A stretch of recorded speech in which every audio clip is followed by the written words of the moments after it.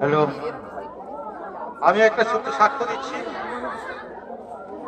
গত পাঁচ মাস আগে জয় যিশু। তো এখন আমরা একটু অতিথি বরণটা সেরে নেব।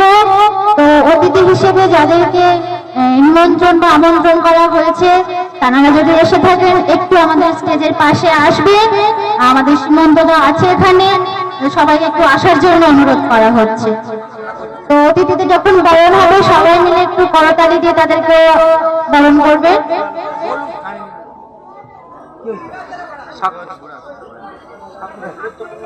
এখন একটা গুরুত্বপূর্ণ সাক্ষ্য যতক্ষণ শুনেনি সাক্ষ্যটা আমরা শুনবো।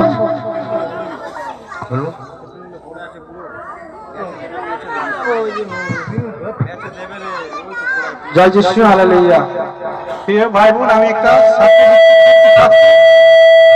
গত 5 থেকে 6 মাস আগে আমার ব্রেন স্ট্রোক হয়েছিল।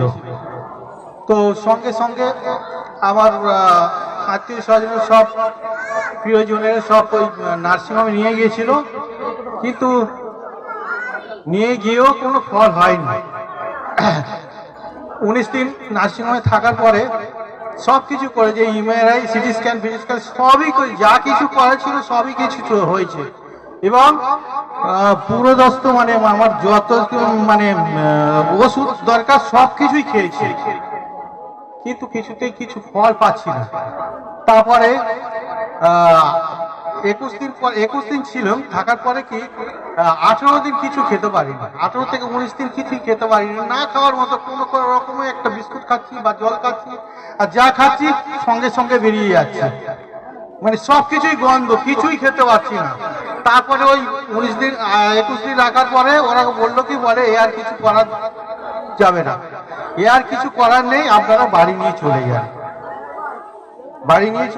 ও বাড়িতে মানুষের সঙ্গে কথাবার্তা বলুক, একটু ভালো থাকবে, এখানে তো একা হয়ে যাচ্ছে, তো তার সঙ্গে কথাবার্তা বলতে পারেনি, এই বলে আমাকে বাড়িতে পাঠিয়ে দিল। তারপরে বাড়িতে চলে আসার পরে আমি ওই রকম অচৈতন্য অবস্থা পড়ে থাকি, মাথা যন্ত্রণা, ওষুধ কিছু খাচ্ছি সমানে, কিছু হচ্ছে না, মাথার যন্ত্রণা হয়েই চলেছে।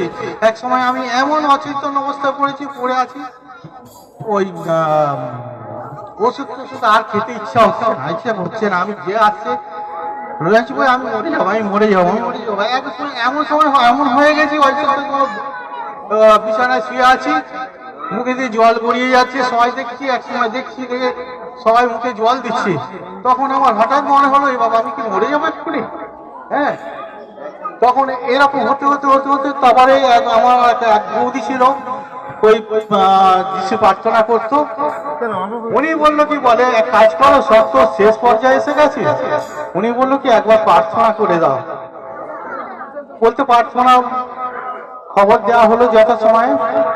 হ্যাঁ, প্রার্থনা যিনি করেন ওনাকে খবর দেওয়া হলো, আসতে পারেনি ওই দিনে, 2-1 দিন পরে এসে আমাকে প্রার্থনা দিয়েছিল।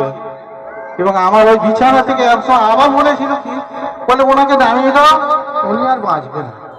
হ্যাঁ, এবার আত্মীয় স্বজন প্রচুর, তো সবাই তো দেখতে আসছে, আমি চিনতে পারছি না। আমাকে বলছে, সবাই বলছে কি বলে দেখো তো ওটাকে তাকে চিনতে পারছি না, কারকে চিনতে পারছি না, বলছি ও আর থাকবে না।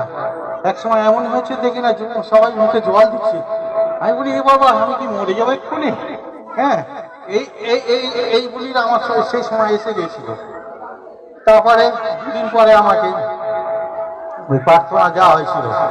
প্রার্থনা দেওয়ার পরে আর 2-1 দিনের ভেতরে মোটামুটি আমার যা পজিশন ছিল সেই থেকে 90% আমি ভালো হয়ে গেছি। হালেলুয়া, 90% ভালো হয়ে গেছি। তারপর আস্তে আস্তে খাওয়া দাওয়া সব আস্তে আস্তে চলতে রয়েছে, আস্তে আস্তে সুস্থ হয়ে গেছি। মানে এখন অবধি আমি প্রভুর ইচ্ছায় অনেক ভালো আছি। আমার নাম হচ্ছে মুরারি মন্ডল, বাড়ি আপাতত আমার বাসুদেবপুর মৎস্যতলা। হালেলুয়া।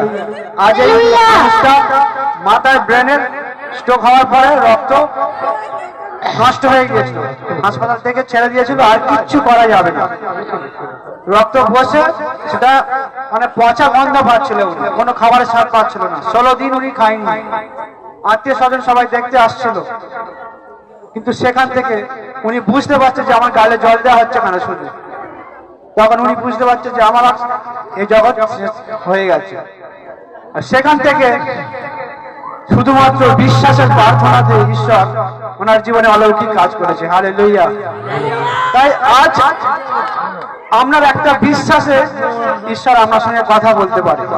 তাহলে আজ আমরা সময় নষ্ট না করে সেই সত্যটাকে একবার যাচাই করে দেখি। আজ হয়তো কে জানে সেখান থেকে আজ হয়তো আমরা জীবনের আরো কিছু পেয়ে যেতে পারি। হালেলুয়া। হালেলুয়া। তো ঈশ্বর যেখানে, ডাক্তার যেখানে শেষ বলে, আমাদের যিশু সেখানে বলে শুরু। তো যিশুর নামে কোনো কিছুই অসম্ভব নয়, যিশুর কাছে কোনো কিছুতে না নেই। যে তার কাছে বিশ্বাস করে আসবে, তাকে গ্রহণ করবে।